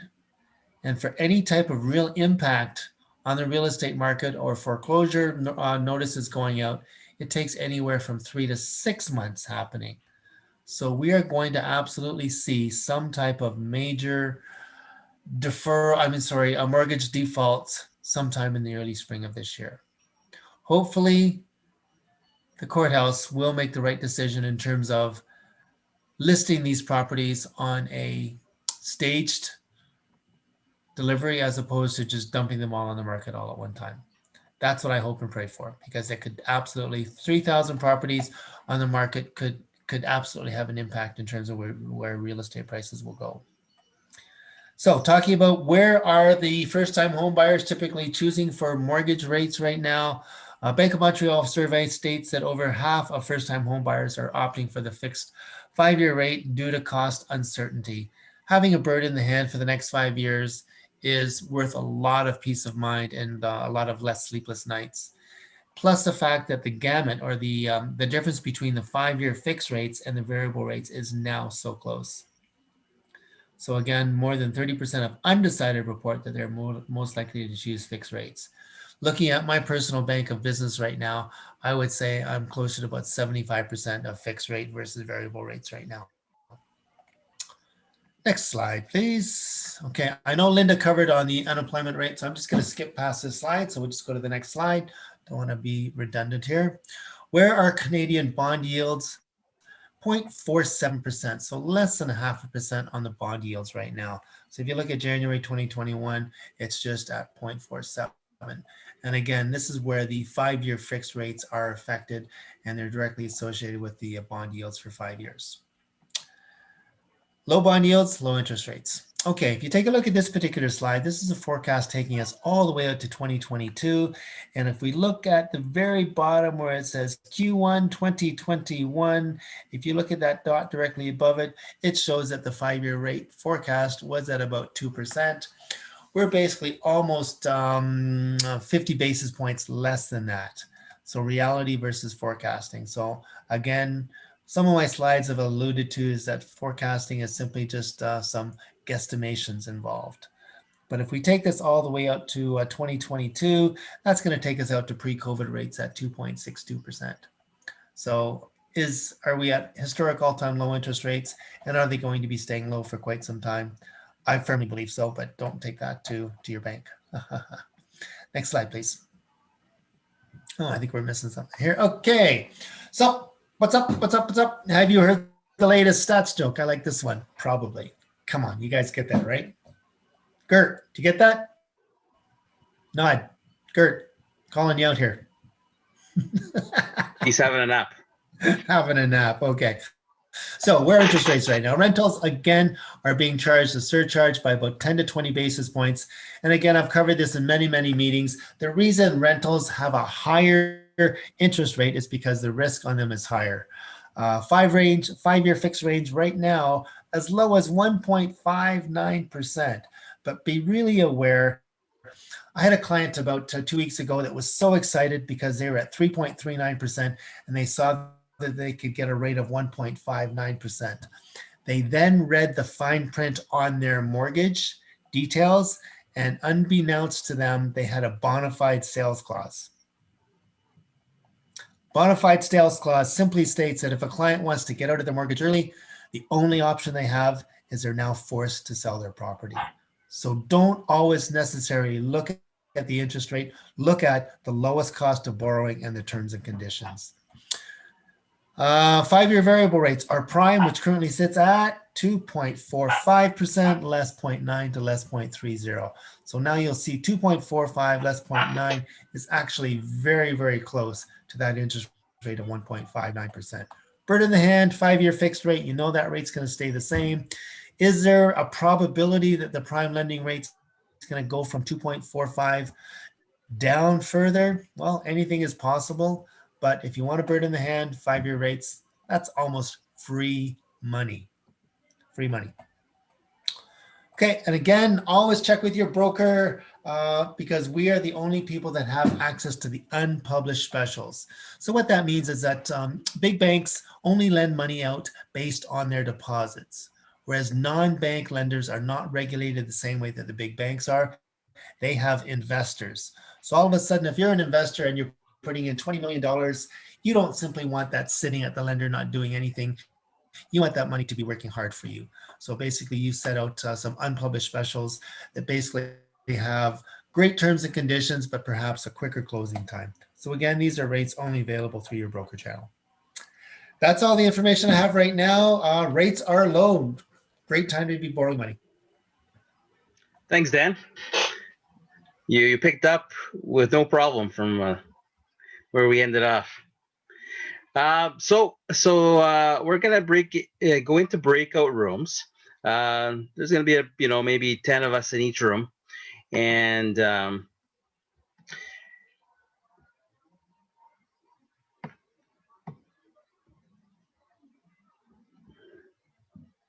so just hold on just a second. If you have any questions for Dan, go ahead while I get everybody in all the rooms here. Hey, Dan. Yes, sir.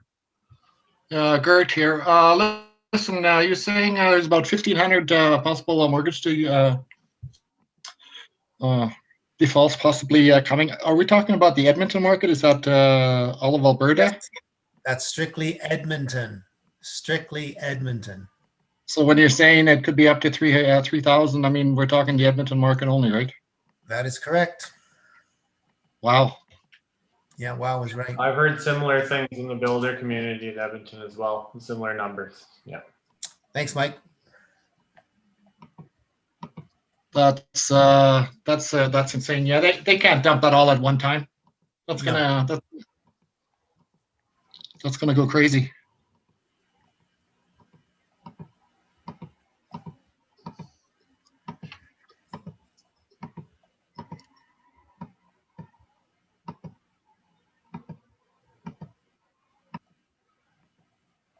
Well, here's an interesting stat.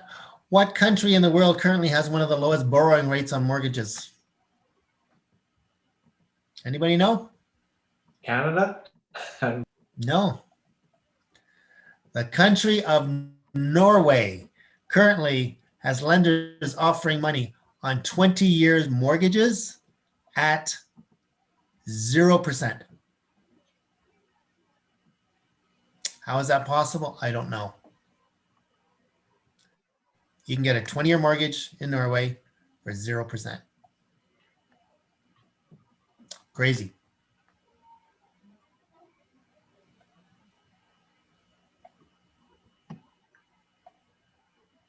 Hey, Dan. Yeah. We have our own little room here. Oh, this is us. I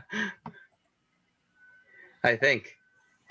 There's Nancy, there's Alex, there's an iPhone Brian, and Walter.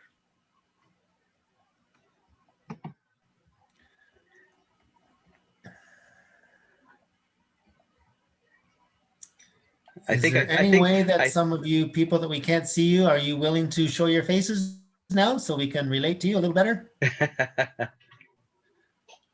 Or are you in your PJs? Can we hear your voice?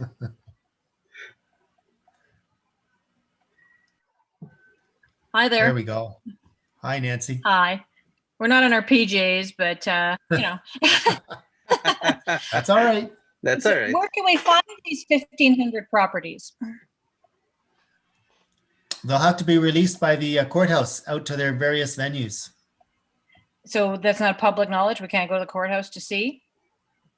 I don't believe so. Okay. Now, there's a certain, maybe this is a better question for Ivan, but certain realtors do have access that they have relationships where these properties are given out to them on a preferred basis. Okay. Yeah, it's tricky. Things have changed over the years. You know, there was a time when you can go and maybe still there. I haven't gone and checked, but there was a time when you can go over to the courthouse and pull up a report on some cases that are coming up. And but it'll be interesting how everything happens, because the courthouses are so backed up right now that it may work in these people's favor. That it's going to be a long wait. I mean, I have a friend that's trying to fight a ticket, and he got a letter in the mail that his case will be in April of 2023. April 23rd or 23 or something like that. Like he had to do a double take. For a ticket. Because for a ticket. Now, maybe those are lower on the totem pole, but it just goes to show on how how backed up they are. Right. So could possibly these people be allowed to stay in their homes and not get foreclosed upon because it will take a long time?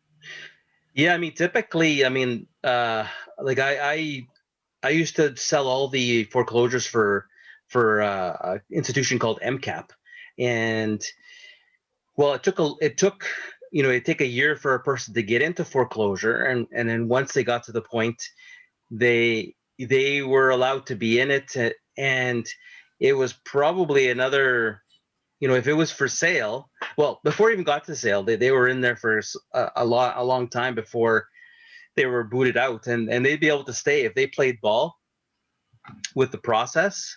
It could stretch out for an extra year. Okay. Well, that's good. Yeah. So, I mean, it helps those folks, but yeah.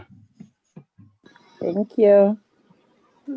Ivan, And have you been in real estate long, or are you just starting out? I can say I got into real estate by accident. I moved from Ontario to Alberta, so then I decided to keep the townhouse I had in Ontario as a rental property, and then bought another one here in Alberta. So, but now I'm thinking of learning more so that I can actually be investing in real estate. Nice. Yeah. Well, there's lots of opportunities for that here. So yeah, for sure. I'm sure. Thank you. Yeah, Is anybody working on any projects at the moment? I'm working on that one with Mark for the Hinton apartment building. Nice. Yeah. So I'm working on that. Awesome. And I have a potential agreement for sale condo in St. Albert that I'm getting information on. Nice. I'm sure you've heard Mike Fiquette talk about his fourplex plans and wanting to build those. So I'm working with Mike at the moment, finding corner lots, and we're hoping to build, one or two of those this year if possible, and more to come. So nice. Cool. I analyzed the one that was on sale. The one that was on sale. I was looking at that and got information and on that one. Is it okay pricing? Because he usually does really expensive builds. So I mean, I've talked to him about like what I'm building my houses for compared to his prices. His quality is way better, but from a rental perspective, I don't know if he's adjusted pricing to make that work, or he's in the mid Don, realm. you've done analysis. What do you think? And that doesn't really work for rentals typically. Yeah, so I'm going for more of the luxury type of rental anyways, so I'm not looking for the inexpensive builder build. We're looking for that type of quality in our rentals. So I come from a construction background as well, so I recognize what he can do, and for the price point that he does, it's definitely worth it. But from a cash flow perspective, have you looked at it? Yep. All the numbers make sense to me. Yeah. So you can talk to Mike a little bit more of what his square foot price would be, and some of the plans. I already heard that. I'm just wondering, Dawn. I was wondering what Dawn's. Sorry. Yeah, it was. Okay, it was I already. know Fraser likes it. I just wanted to see what Dawn's thoughts were. Oh as well. no, it was already built, and it had basement suites. It was on the west end, and it was for sale in December. And I was looking at that one to work with our group, and the cash flow looked pretty good. And that wasn't a Fiquette home though. Pardon? That wasn't a Fiquette build. No, no, it was a fourplex though with it's like 4 townhouses with basement suites. So same 2 of them are concept, different building, right? 2 bedroom Oh, but and not 2 or one 3 built like bedroom. him. Okay, I thought it was the same. Yeah. Yeah. Sorry. Okay. So we haven't heard from Greg and Jason, Kev. Fraser, how goes the battle looking for those corner lots? It's a struggle.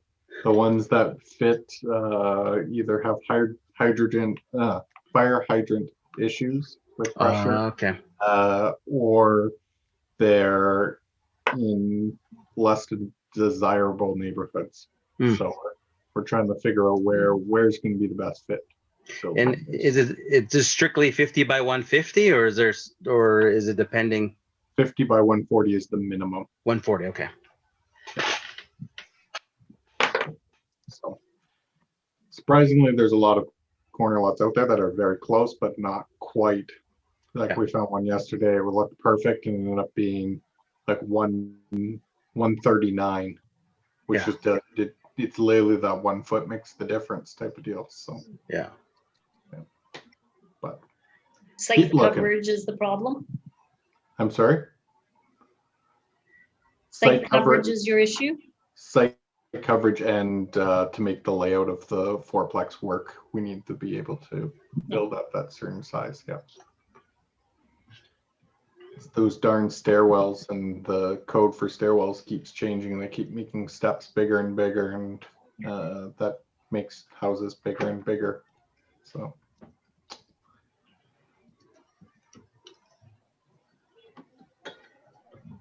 Ivan, have you been busy in the real estate market? Anyone else doing anything new? Yeah. Anybody else out there busy? Or wanting to be busy? Okay.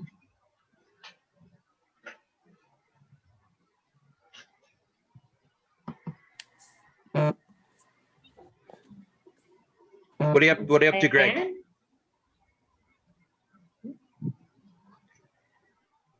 Greg's on mute. Okay, Greg. I know. Greg's been on the hunt. We missed on a few properties. Yeah, just keeping my eyes open, see what I'm looking for. As Fraser was mentioning, fourplex, that sounds kind of interesting, but just keeping an eye out, seeing what's out there. Anybody close on deals lately? Might not be working on anything right now, but for me, haven't been here in 8 months, so I've done a few things. I bought 2 other properties, and one of them's out on Vancouver Island. Bought a acre property out there with a 3,200 square foot bungalow. I ended up renting it to a business that was looking for a rental. So I cash flowing because the owner rented one of this. Ivan's in our group now. Yeah, I thought I'd pop in. Make sure everybody's chatting. Oh, look at that little munchkin. Yeah. What a cutie. Hey, this is Annika. Hey, Annika, nice. That's a nice name. How's everybody doing? Looks like we got a few people that are hiding behind their screen there. Yeah, 2 people haven't talked, but the 3 of us have been talking. Oh, good. Hey, Yusuf. How are you, buddy? Hi. Hi. I'm completely new to real estate. Like, this is my first time joining this meetup. Well, welcome. Yeah, it was introduced me by my friend Tevitayo. I'm a graduate student at the U of A as well. Okay. So we started the program together. So by the end of this year, we should be done. And we were planning to buy properties together in March, but yeah, as he said, so he was the one that invited me here. So I'm kind of new. Yeah, that's good. Oh, welcome. Start somewhere. Yeah, I'm also a former engineer. So there's lots of engineers that are real estate investors. Oh, nice. Well, okay, nice chatting with you guys. Okay, nice chatting you. Nice. Good to know. Thanks. You're welcome.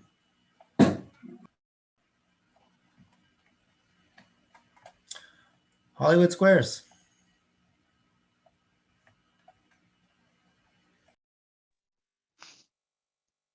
We got kicked out when there's still 40 seconds on the clock. Yeah, we were ripped off. Yeah.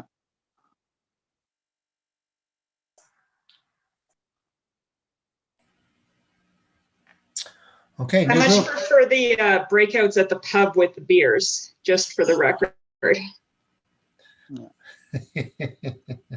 Hard to taste the wings. Yeah. I third that motion. COVID. Just come to Belize and we can actually have beers at the bar. Oh, Linda. Are you On on Linda, Belize right now, Linda? So who can mute Linda? Oh, yeah. I hate you. We're waiting for your place to be open so we can rent it. Yeah, well, there's lots of places to rent for so cheap. Are you building 2 or 3 on the same lot, Linda? I will be building 3, but I didn't have enough money to build 3 to start. So we're building 2 right now.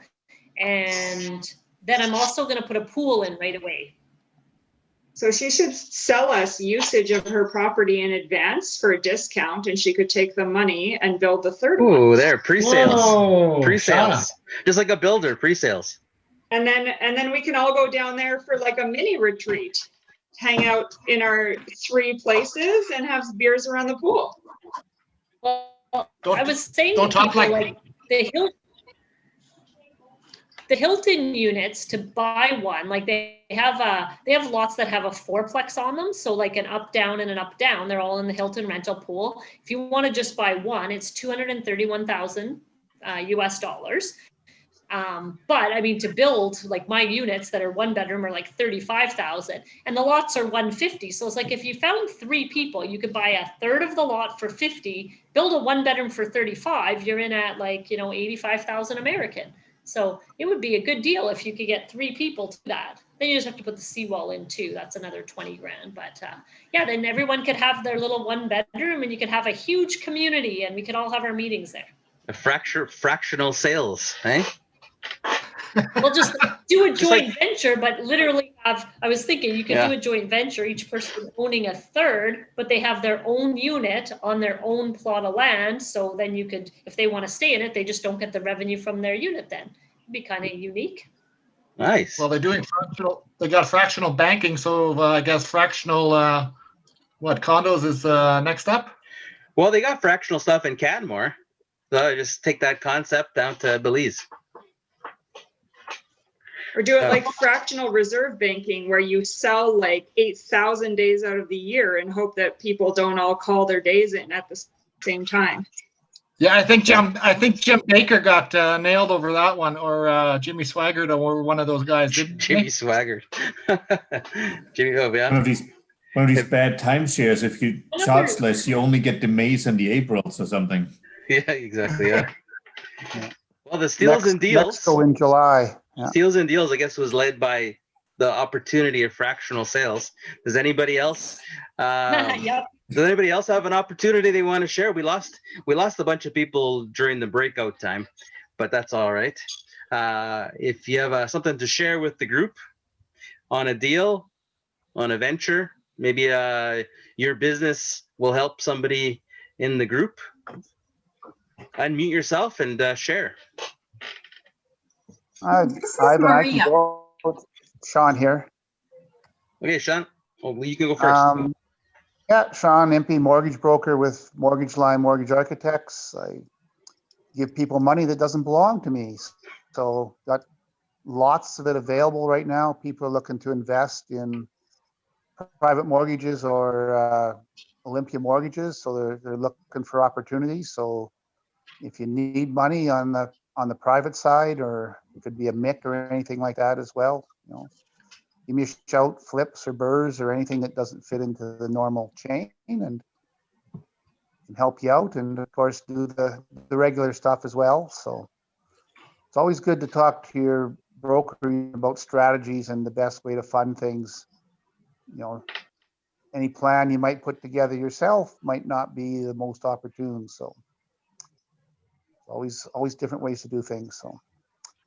So yeah, you can find me, just Google my name, Sean Impey, and you'll find my contact information. Perfect. Thanks, Sean. Anybody else? I know that Fraser bought a few properties since we last saw him online. I know they're looking for him and Mike are looking for some corner lots. Anybody know of any corner lots out there?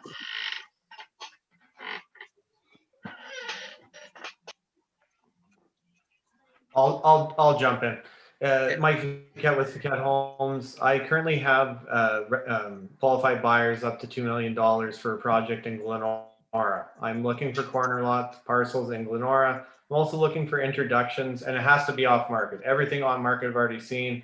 There's a current offer on a parcel currently in Glenora with my clients, but I'm actively looking in the area to establish knowledge of landowners who own land in Glenora specifically.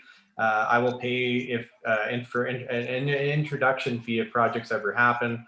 I'm the vice president of Edmonton's oldest construction company. Ask around Mike Fiquette Homes. I'll put my email in the chat.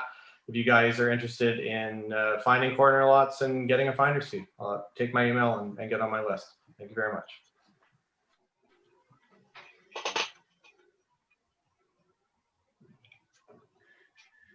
Beautiful. How about Charlene Dammel over there? Does he have a... I knew somebody was going to say that. I just got the wife a good new computer. I can't seem to fix my my camera on my desktop, so yeah, I have to use hers now. Yeah, my name is Charlene Dammel. I just changed. No, I'm just kidding.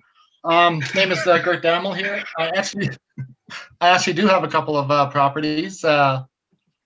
One of them, actually both of them, they're AFSs. One is in Stony Plain. It's about 1,050 square feet or 1,150 square feet. A double garage. There's a suite downstairs. It's not legal, but can very easily be changed into legal. So it's a buy level. So I think if anybody that's looking for a suited property, this would be a great deal. We're looking at around a 265 mark for that.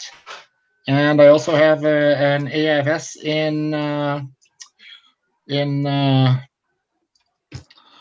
my God, just on the south side here, on the tip of the south side here. I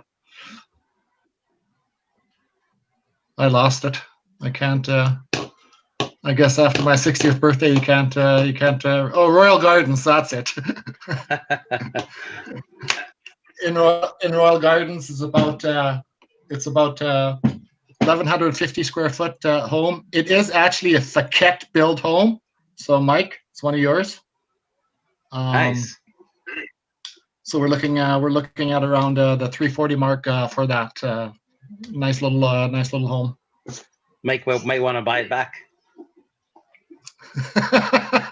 Mike, you want to buy? If I bought them all back, I'd be broke pretty fast now.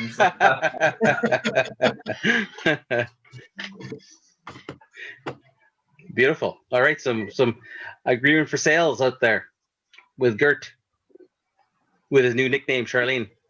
Char, I'll call him Char. This year is not starting off good. On this, I have a client who has a portfolio of 22 properties. I knew somewhere and it's calling you Charlene. Oh. Oops. I lost it. There we go. All right. Charlene was talking there. The real Charlene. So there's a list of properties. I have a client that has an investor that has a portfolio of 22 properties, and it's time to sell all of them. So they're in Edmonton, Spruce Grove, Stony Plain, and Devon. So if you know anybody who's looking to pick up some properties, the range on these ones are anywhere from 140 up to about 250 for price tags on these.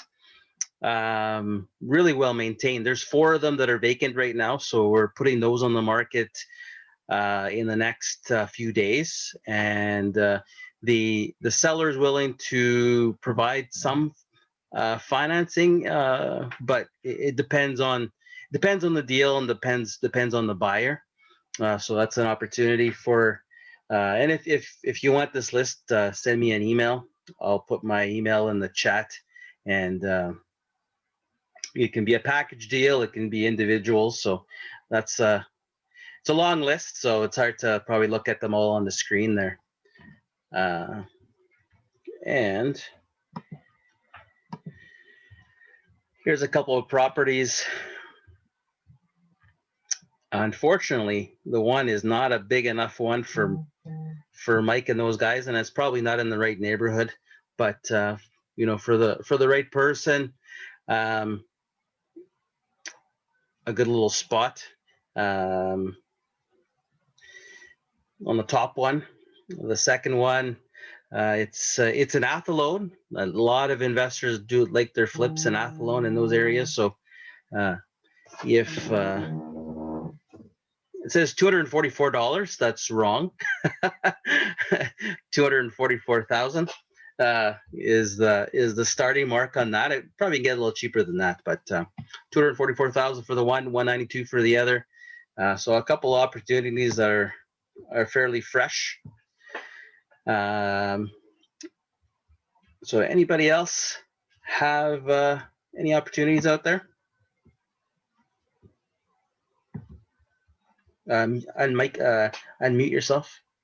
I don't have an opportunity, but I wanted to just say that we're going to be buying multifamily buildings this year. So if anybody has a lead on that, like any off-market, yeah, okay. Any off-market multifamily, you're quiet the whole time until I talk. I'll put more info in the chat. Thanks. Perfect. Yeah. So if anybody has a multifamily, then Zoria is interested. She'll put some information in the chat. I'm just putting my email in the chat and my number. Anybody else while I'm typing?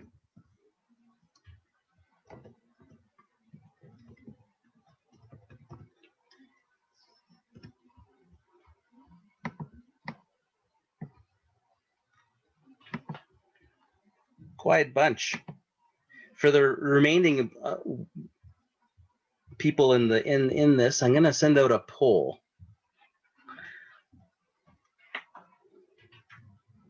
If you could take a moment and answer the poll on the screen, that'd be awesome.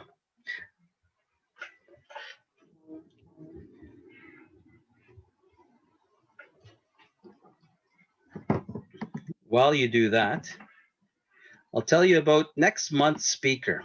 So next month we have Todd Hirsch, one of my favorite speakers. He's the economist that doesn't come across like an economist.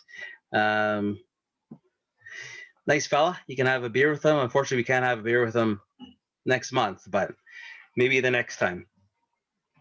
And chatting about the outlook for 2021. We all have our crystal ball, but he seems to have an ability to have a more accurate, I guess, crystal ball than most of us. But as you read the poll, you know, it's just some fact gathering on, you know, maybe some different ideas on some focuses that we should have on meetings later this year. We have a few lined up for Q1 and I think part of Q2, but we want to also hear about what people want to hear about, and also want to know what you're doing in 2021. Are you buying? Are you selling? Are you doing both, or are you sitting on the sidelines? Which is fine too. You know, you got to make sure that the time is right.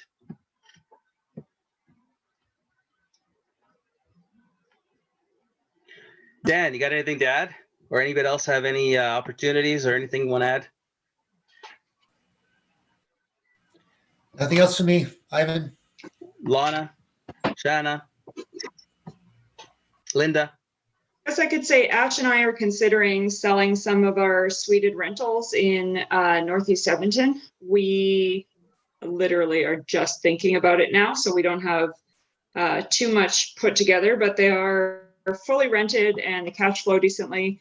And also we are open to create some creative financing if somebody wants us to hold an agreement for sale or some financing, that would be an option. So I will throw my contact info in the chat, and if anybody is interested in suited properties in Northeast Edmonton, they can send me an email and we'll see if anything is of interest. Beautiful. And I can add another thing too. I did one of my garden suites on an agreement for sale recently on one of the West End ones. And I'm going to do the same thing for my Southwest one coming up in the spring. I'm not really giving too many details yet because I don't want to do it till after my mortgage deferral ends at the end of March, but just looking to get out of some of the Edmonton properties to get more in Belize. So if anyone is interested that doesn't qualify now, but could in a few years, then the agreement for sale might be has tenants in the house. And then of course the garden suite as well has mostly Airbnb people in it, but some of them are kind of long-term right now.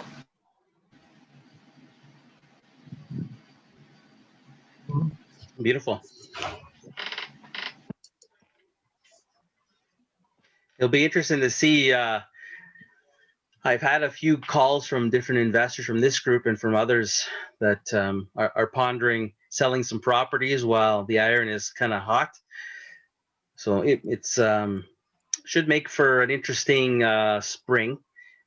One thing that COVID did for us, and that you know, if you in the video with my coach there, it helped calm the inventory in Edmonton. In 2018, 2019, the inventory had really been growing, and last spring, a lot of property came off the market, and a lot of property that was going to go on the market never went on the market, and it helped the market.